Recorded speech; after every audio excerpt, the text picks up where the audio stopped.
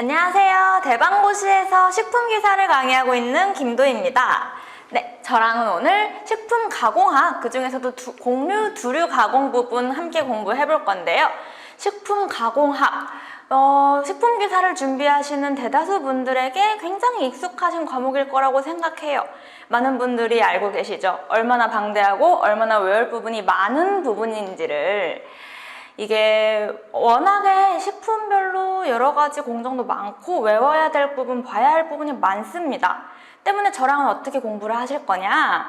제가 19년도부터 출제되었던 문제들을 분석을 해봤을 때 이 부분은 필요하겠다, 이 부분은 출제되지 않았다, 이런 식으로 그 중에서 우리가 함께 들여다볼 만한 내용들을 선별을 하고 그러고서도 이제 여기까지 함께 보면 좋겠다 싶은 부분까지 같이 담아왔으니까 저랑 오늘 곡류, 두류부터 해가지고 가공학 부분 함께 살펴보도록 할게요. 우선 쌀입니다. 쌀의 구조. 여러분들 쌀의 구조 혹시 기억하실까요? 쌀은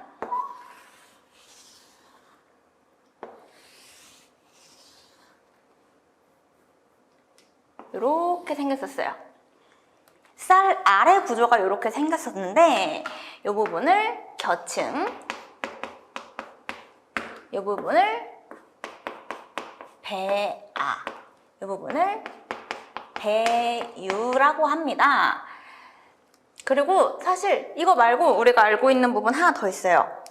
쌀을 이렇게 딱 보면은 겉에 한 번 더 쌓여져 있는 겉껍질, 왕겨라고 하죠. 날은 왕겨에 이렇게, 제가 그림을 잘 못 그리는데 무슨 그림인지 이해가 가실까요? 왕겨 부분이 이렇게 딱 벌어지면서 쌀알을 함께 보실 수 있게 그렇게 그린 그림인데요. 여기를 왕겨. 제가 왜 굳이 왕겨까지 이렇게 열심히 그렸냐? 이 왕겨까지도 이제 도정이라는 개념이 함께 포함이 되기 때문에 가지고 왔고요. 겨층은 보시면은 상세하게 나와 있는 책에서는 과피, 종피, 호분피, 호분층 이렇게 상세하게 나누기도 하는데 우리는 오늘 겨층 이렇게 다루도록 할게요. 제가 도정이라고 말씀을 드렸는데 한마디로 쌀을 먹기 쉽게 벗겨내는 작업인 거죠. 도정을 할 때 여러분들 기억나실까요? 현미, 5분도미, 7분도미, 백미, 0분도미도 있었던 것 같고 12분도미도 있었던 것 같고 뭔가 기억이 날 것 같고 막 그러시잖아요. 저랑 같이 한번 정리해 볼게요. 자, 우선 현미가 무엇이냐? 현미, 벼의 왕겨층만을 제거한 거. 여기만 이렇게 지워요. 제가 처음에 그렸던 쌀알 사실은 현미였습니다. 현미는 벼의 왕겨층만을 제거해서 이런 형태를 가지고 있고 5분도미, 겨층이랑 배아의 50%가 또 제거가 돼요. 한 요 정도만 남기고 또 깎아버립니다. 이렇게. 요게 5분도미. 그 다음 똑같이 여기 겨층 배아 있던 부분에 70%하면 좀 더 작아지겠죠? 이렇게 점점 깎아 들어가다가 결국 백미까지. 백미는 거의 배유만 남는다고 생각하시면 되세요. 이렇게.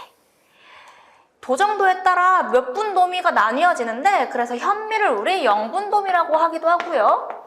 백미를 12분도미라고도 합니다. 그러면은 선생님 도정을 왜 해요? 라고 물어보실 때 우리가 할 수 있는 말은 현미 부분에 있었던 배아라든지 겨층 부분에 영양소가 굉장히 많아요. 하지만 그만큼 섬유질도 많아요. 그렇기 때문에 우리 몸에 들어왔을 때 소화율은 떨어져요. 그래서 우리는 소화율을 높이기 위해 도정을 하는 거예요. 이렇게 갈수록 영양가는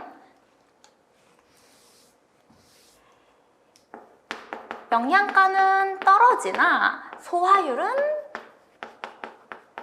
올라간다. 요 정도 같이 알고 계시면 될 것 같고, 또 지금 우리가 도정 정도에 따라서 쌀을 분류했는데 사실 얼마 전에 기출된 내용 중에서는 다른 기준을 가지고 쌀 종류를 구분한 적이 있어요. 요거는 조금 이따가 우리 문제 풀면서 같이 나누어 볼 건데 제가 미리 예고했어요. 다른 분류법이 또 있더라. 자, 도정 이렇게 됐고 밀입니다. 쌀에 도정이 있다면 밀에는 단연코 재분이 있죠. 밀을 왜 재분해요? 밀은 곡식의 나달이 쌀이나 보리랑 그냥 다른 곡식의 나달처럼 단단하지 못해요. 그렇기 때문에 수확해서 바로 재분이라는 공정을 거쳐서 밀가루를 만들고 그걸 숙성해뒀다가 먹는 겁니다. 그렇다면 이제 밀의 재분 어떤 과정이 있는지 한번 살펴볼게요. 밀의 재분 순서는 정산부터 조질, 조쇄, 분쇄, 사별, 숙성, 포장의 순서로 이루어집니다. 사실 가장 중요한 건 조질이에요. 가장 중요한 건 조질이에요. 정선이 무엇이냐? 정선은 그 밀에 섞여있는 이물질들을 한번 제거해주는 작업이에요. 밀에 섞여있는 이물질을 제거한 다음에 제가 말씀드렸던 것처럼 밀의 나달 자체가 단단하지 못하고 수분 함량도 굉장히 낮고 퍼석퍼석하고 잘 부서져요. 그렇기 때문에 이후의 공정들을 바르게 잘 이행하기 위해서 조질이라는 과정을 거치는데 조질이 뭐냐? 조질은 밀의 수분을 흡수시키고 이 수분의 흡수를 촉진하기 위해 온도를 높여주는 조작이라고 간단하게 볼 수 있고 조질의 구성 성분이 조질이 두 가지로 구성되어 있는데 밀의 수분을 흡수시키는 단계인 템퍼링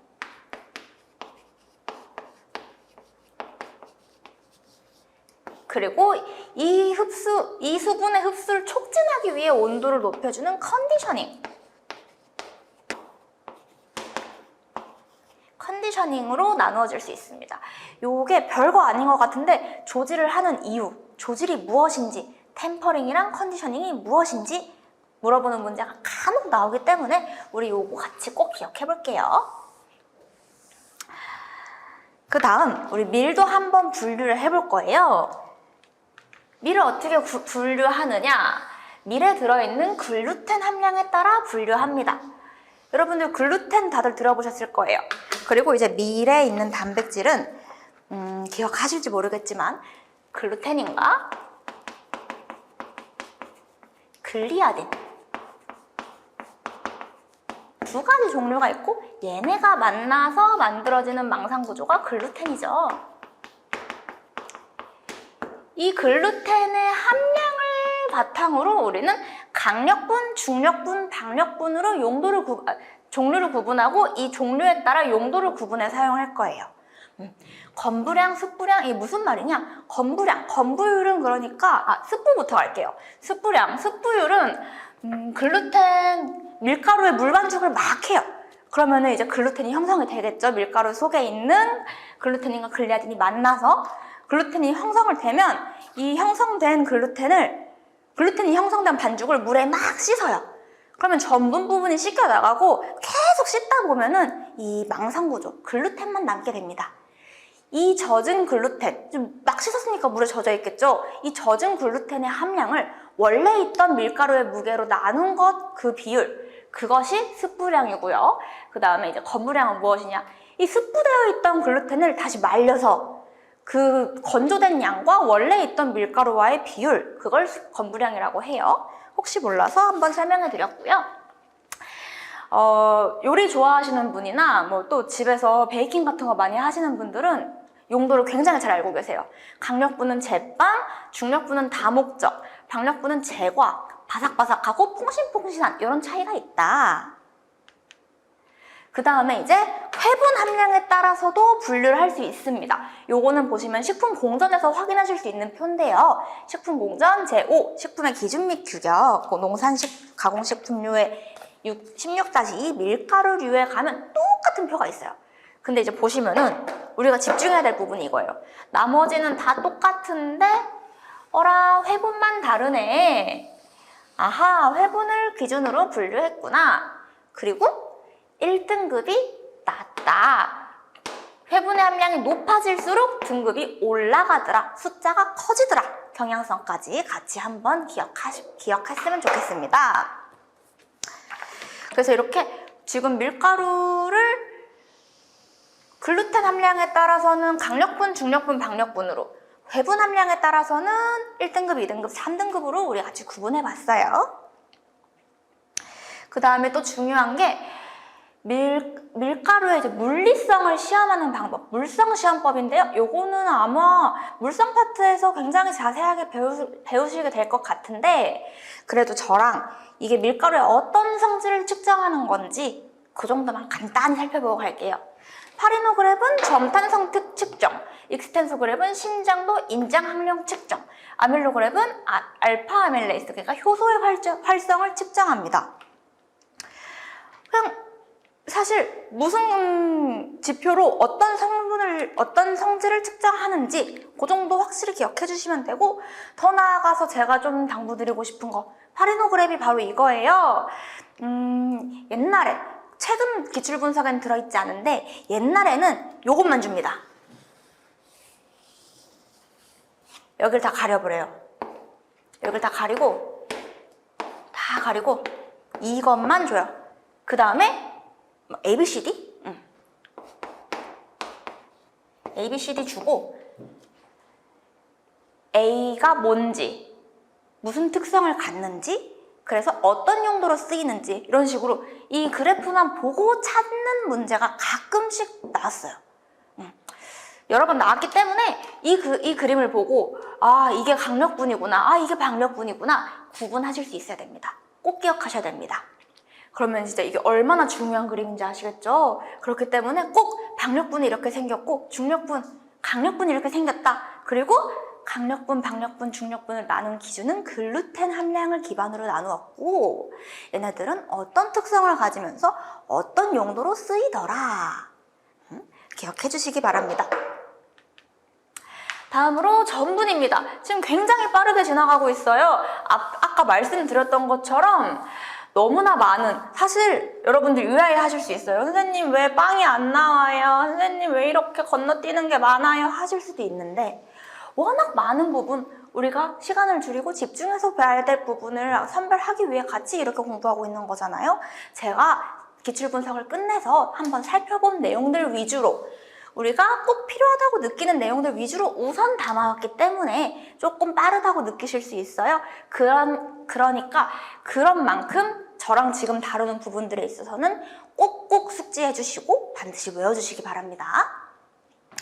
전분이 무엇이냐는 식품화학에서 다룰 거죠. 우리 뭐 아밀레이스와 아밀로펙틴이 있고, 뭐 식물의 저장 탄수화물이고, 이런 내용은 식품화학에서 문제 풀면서 함께 다루시게 될 거고, 저는 바로 전분당에 대해 들어갑니다. 전분당이 무엇이냐? 전분당, 말 그대로 전분에서 만들어진 당? 그럴까? 살펴보면은 전분은 여러분들 우리 입자가 굉장히 크고 분자량이 굉장히 크잖아요. 우리 몸에서는 그러면은 맛을 느낄 수가 없어요.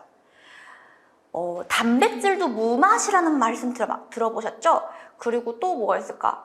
밥을 한 입에 넣자마자 너무 달콤하고 너무 맛있고 나는 이게 사탕보다 더 달아 하는 사람은 없잖아요. 대신에 이제 뭐 밥을 오랫동안 천천히 꼭꼭 씹어 먹으면 단맛이 난다더라, 이런 얘기는 많이 들어보셨죠? 입에서 이제 전분이 분해되면서 우리가 그 크기가 작아지면서 단맛을 느끼게 되는 건데요. 똑같이 전분이 가수분해되면서 단맛이 나게 됐기 때문에 그 물질들을 총칭해서 전분당이라고 부릅니다. 전분을 가수분해해서 얻어진 물질로 물엿, 분말포도당, 결정포도당, 뭐 이런 포도당류들이 포함이 되고요. 여기서 물엿은 여러분들 덱스트린 아시죠? 덱스트린이랑 메가당, 주로 물엿 종류마다 다르겠지만 주로 이런 형태로 물엿이 있고요. 전분을 가수분해하면은 어떻게 되느냐?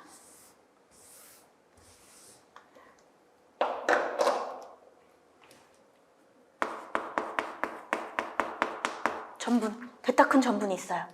얘가 분해가 됐어요. 덱스트린이 되고, 얘가 계속해서 가수분해가 됐어요. 올리고당이 되겠죠? 그 다음에 뭐 이당류, 단당류 이런 식으로 점점 작아질 차례인데, 우리 전분은 뭐예요? 포도당으로만 이루어져 있잖아요. 그렇기 때문에 메가당이 나와요. 그 다음에 포도당이 나옵니다. 요거는 그냥 막간을 이용해서 간단히 정리를 해본 거고, 제가 왜 그랬냐? 덱스트린 어떤 물질이라고 콕 집어서 말할 수 없어요. 그냥 전분을 분해하다가 나온 중간 생산물.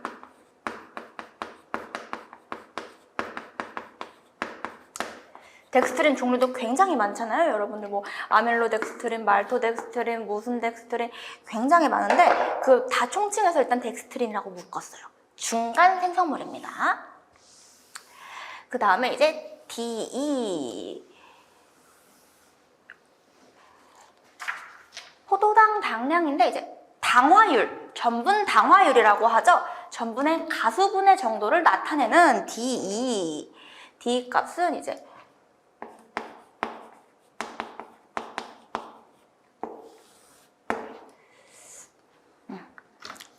직접 하는 당.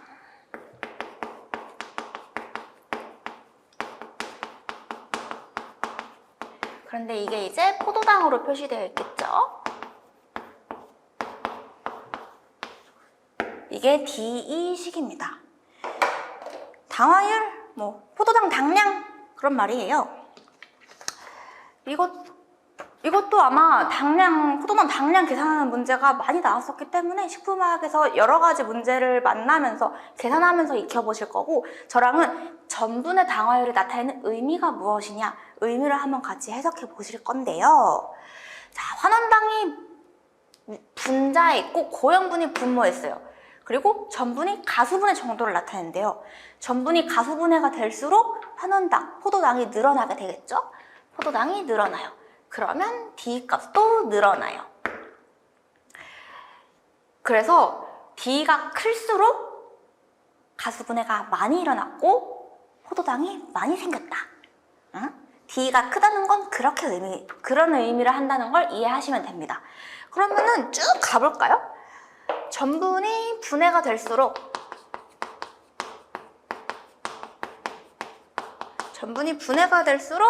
글루코스 함량, 포도당 함량이 많아지겠죠? 그럼 방금 얘기했던 것처럼 당화율이 커져요. 그러면은 이제 포도당이 많아졌어. 작아진 입자가 많아졌어. 그러면은 어떻게 된다고 했죠? 단맛이 높아진다. 이해되시죠? 단맛이 높아지고 결정성도 커진다고 합니다. 그리고 또 다른 맥락으로 살펴보면 전분이 분해될수록 덱스트린이 감소하게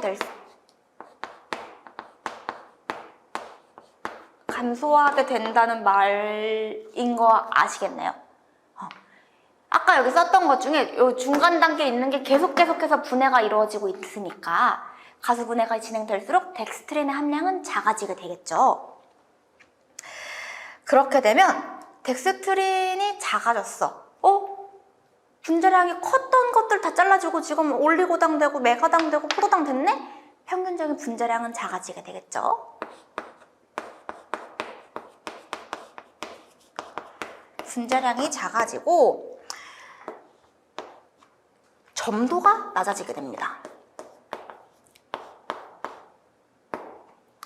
그리고 이제 뭐 이거는 분자량이 작아졌기 때문에 뭐 삼투압이 높아진다거나 방부 효과가 높아진다거나 하는 부수적인 효과들도 있겠죠. 그렇기 때문에 이런 전분의 가수분해에 따른 변화 한번 같이 살펴봤는데, 그러니까 냅다 외우려고 하면 사실 헷갈려요. 전분이 가수분해 되면 D가 높아지고 그래서 단맛이 헤매게 됩니다. 우리 전분이 분해될수록 포도당이 많아졌기 때문에 분자에 있는 D 값이 커지게 됐고, 포도당이 많아졌기 때문에 단맛이 커지게 됐고, 이렇게 차근차근 한번 살펴보면 좋을 것 같아요. 그 다음 액화당화입니다. 액화는 전분에 액화효소를 넣어서 액상의 저분자 물질로 만드는 것이라고 써여 있잖아요. 액화효소, 여러분들 기억하실까요? 액화효소 알파 아밀레이스가 여기서 나옵니다. 알파 아밀레이스가 작용해서 액상의 저분자 물질로 만드는 것. 액상에. 그래서 진짜 그냥 말 그대로 액체처럼 된다, 액화된다. 액화에 아마 가장 여러분들이 흔하게 자주 접하시는 예시는 짜장면일 거예요. 짜장면을 처음에 드실 때 분명 먹기 시작할 때는 내 면 위에 짜장 소스밖에 없었는데 먹다 보면 어느새 질퍽질퍽 물이 흥건하게 생겨있죠. 짜장 소스에 들어있는 전분이 입에 있는 알파 아밀레이스에 의해 분해가 되면서 액화가 일어나서 이제 그렇게 찰방찰방 물처럼 나오게 되는 거예요. 이렇게 액화가 일어난 다음에 당화가 일어나게 되는데요.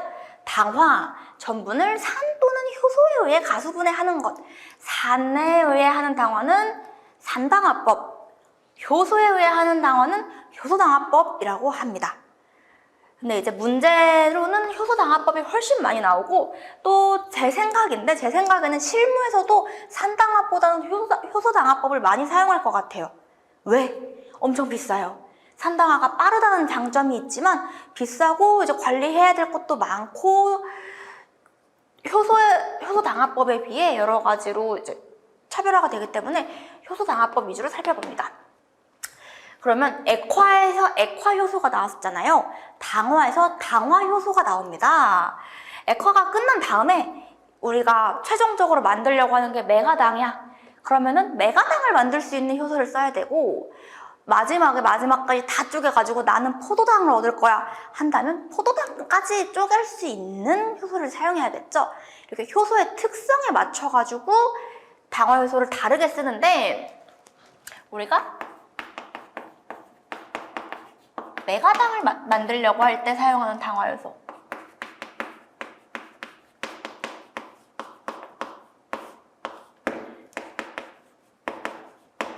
포도당을 만들려고 할 때 사용하는 당화효소 어떤 게 있느냐? 메가당은 베타 아밀레이스를 씁니다. 포도당은 글루코 아밀레이스.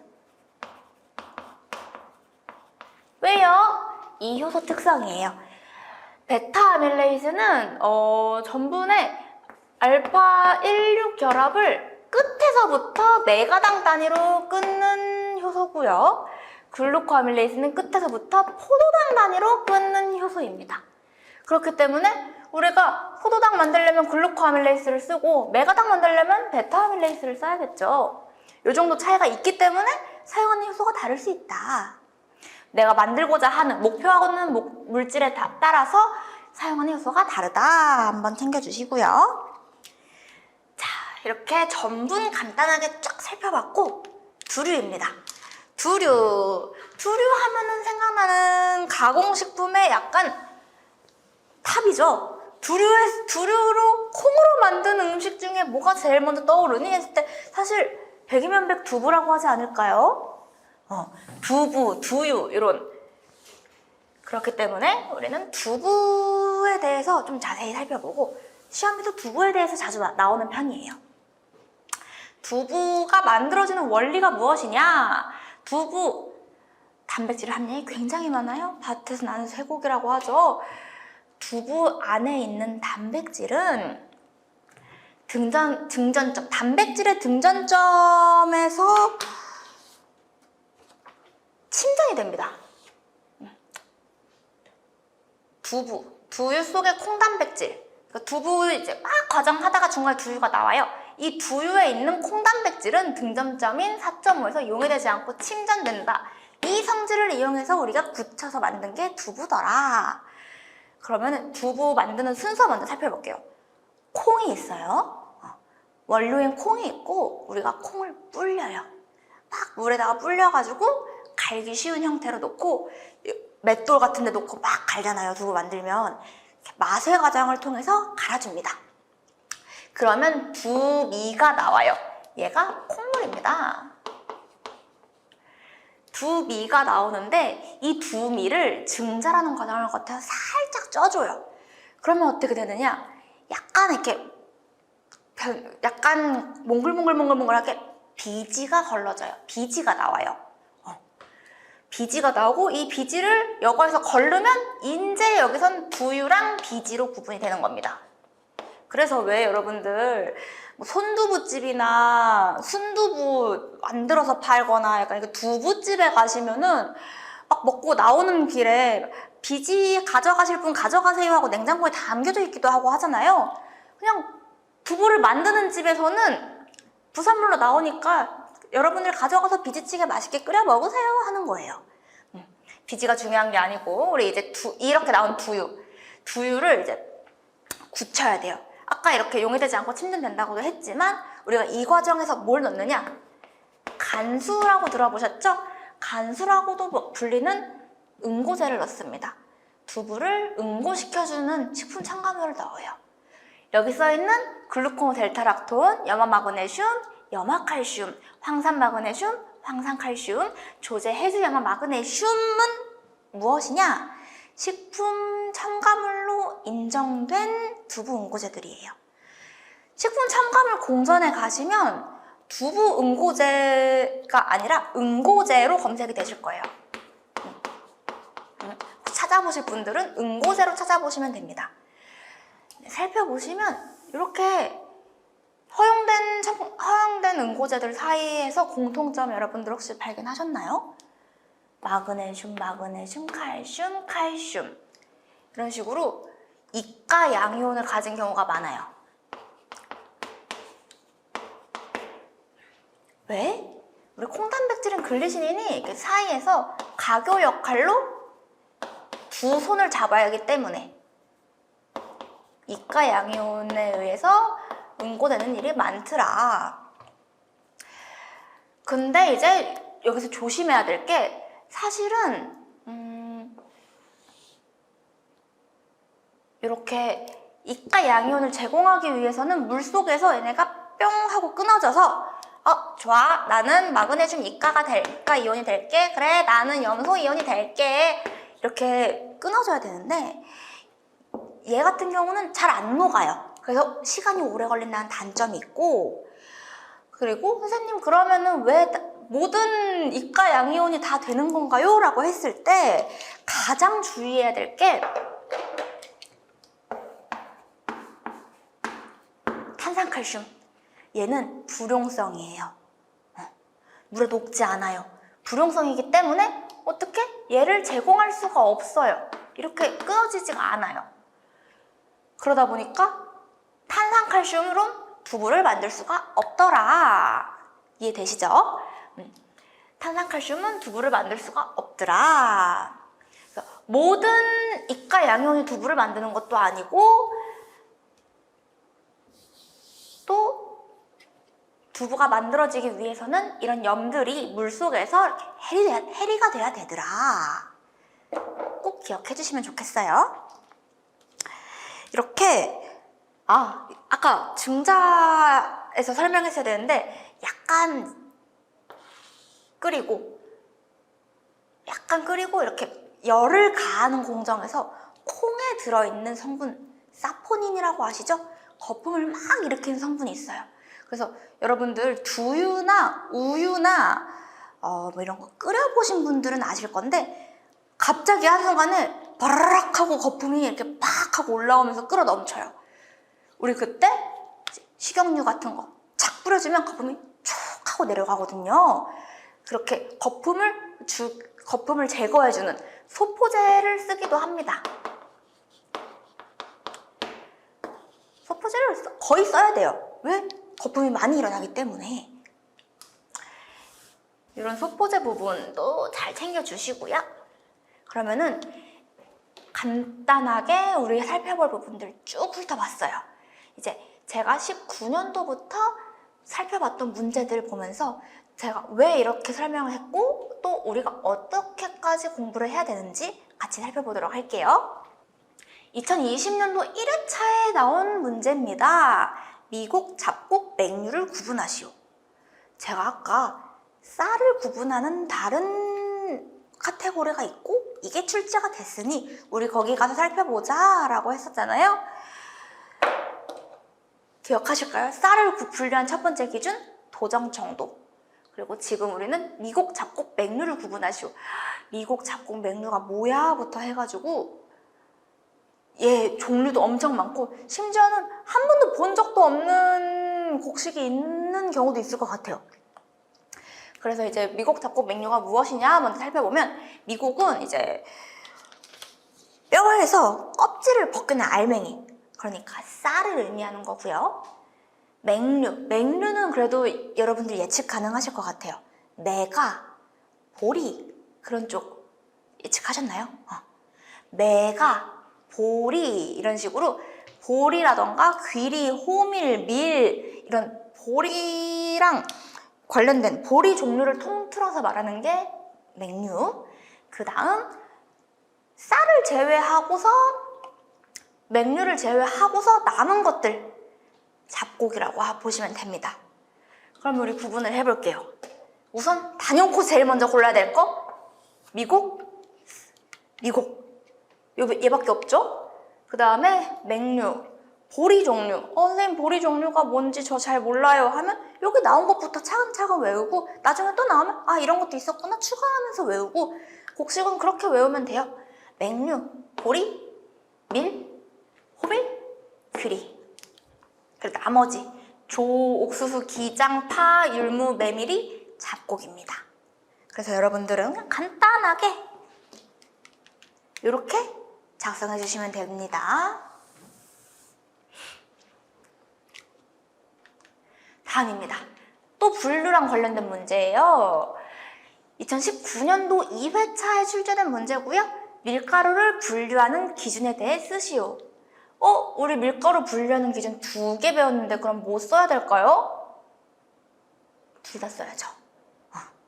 나 2개 다 알고 있어. 나 2개 다 알고 있으니까 다 쓸게 하고 2가지를 써야 돼요. 첫 번째 뭐가 있었죠? 강력분, 박력분, 중력분을 나눌 때 글루텐 함량을 기준으로 나눴고요. 1등급, 2등급, 3등급을 나눌 때 회분 함량을 기준으로 나눴습니다. 우리 알고 있는 거 다 써주면 돼요. 글루텐 함량에 따라 강력분, 중력분, 박력분으로 분류. 회분 함량에 따라 1등급, 2등급, 3등급으로 분류. 얘들도 써주는 게 좋겠죠? 기준을 쓰라고 했다 해서 글루텐 함량, 회분 함량 이렇게만 쓰지 마시고 우리 알고 있으니까 많지 않으니까 우리 다 쓸 수 있으니까 가볍게 써주시면 됩니다.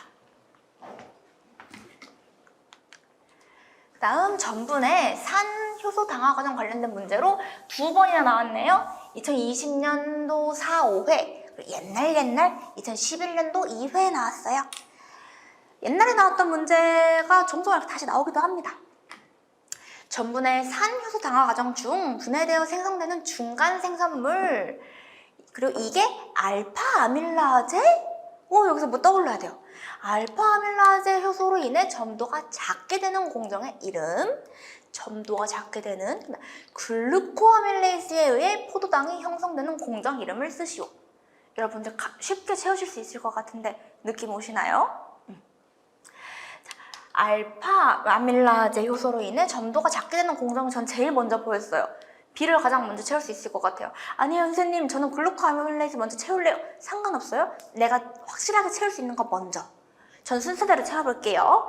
전분을 딱 분해하는 과정 중에 생기는 중간 생성물. 제가 앞에서 몇 번 강조하고 왔어요. 뭐였죠?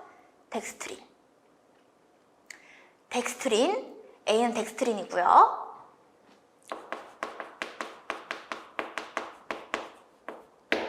그리고 덱스트린이 알파 아밀라제 효소로 인해 점도가 작게 되는 공정. 누가 봐도 액화. 그 다음 글루코아밀레이즈 뭐였죠? 당화 효소.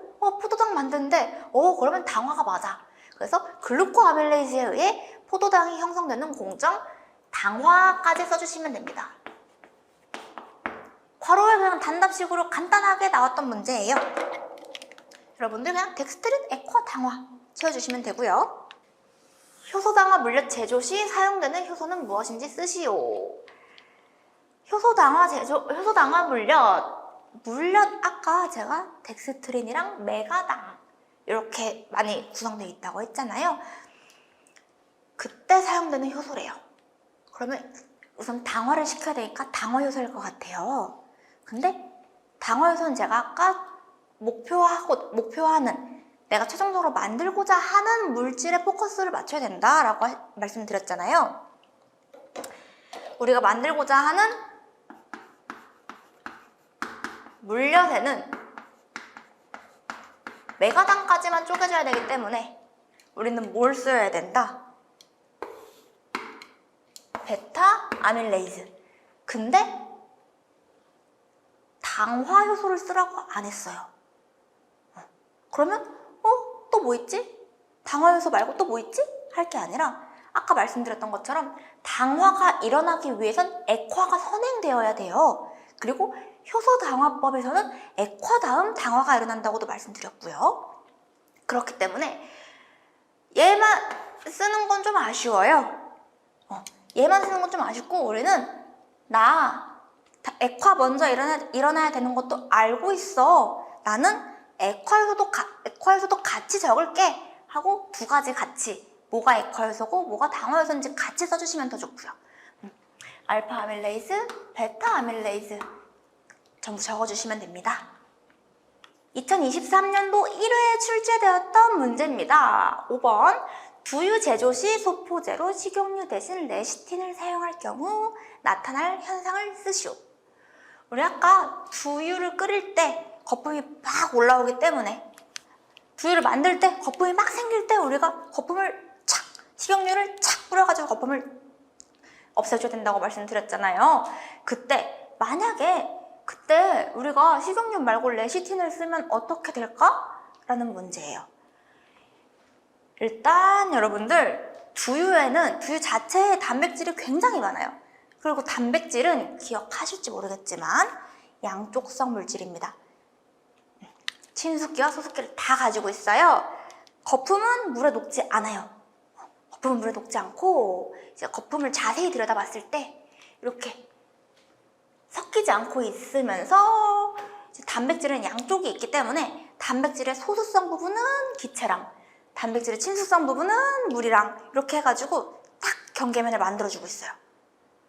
그리고 여러분들 레시틴도 친숙기와 소숙기가 모두 존재한다 알고 계시죠? 그렇기 때문에 레시틴이 첨가된다면 레시틴은 단백질처럼 여기가 소수, 여기가 친수, 나도 받쳐줄게 해서 단백질처럼 이렇게 구분을 좀 더 확실하게 해주면서 거품을 안정화시켜주게 됩니다.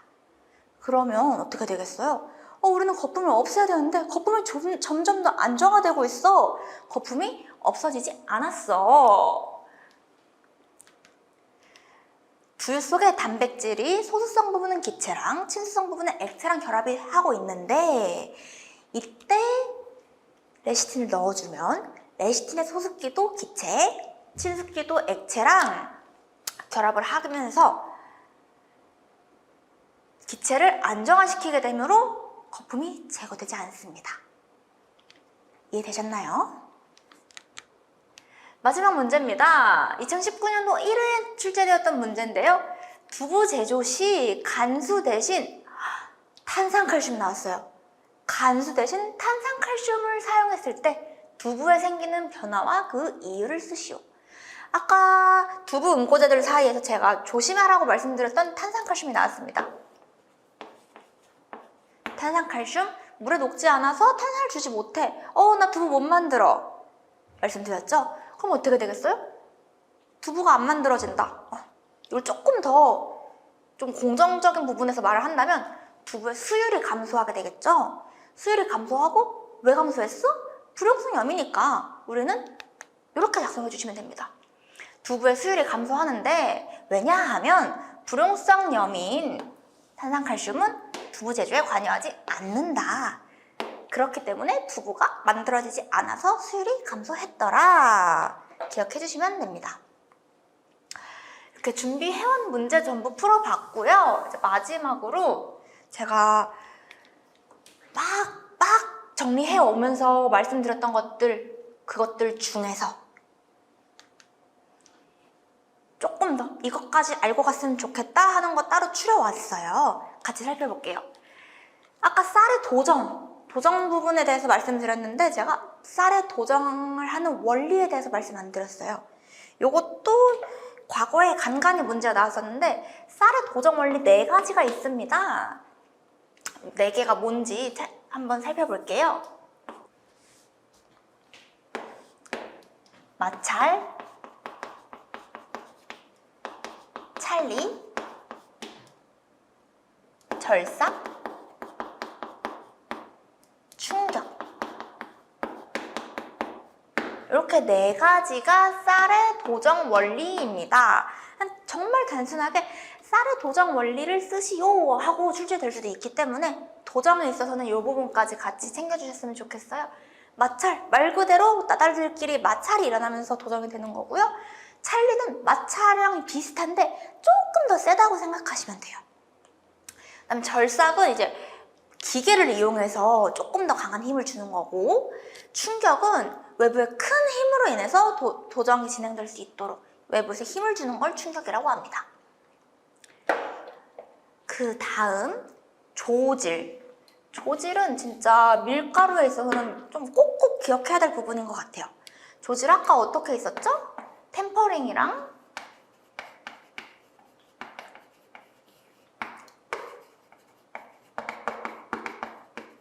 컨디셔닝, 이렇게 2가지.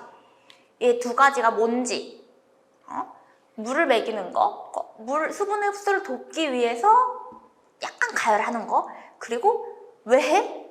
조질 왜 하지?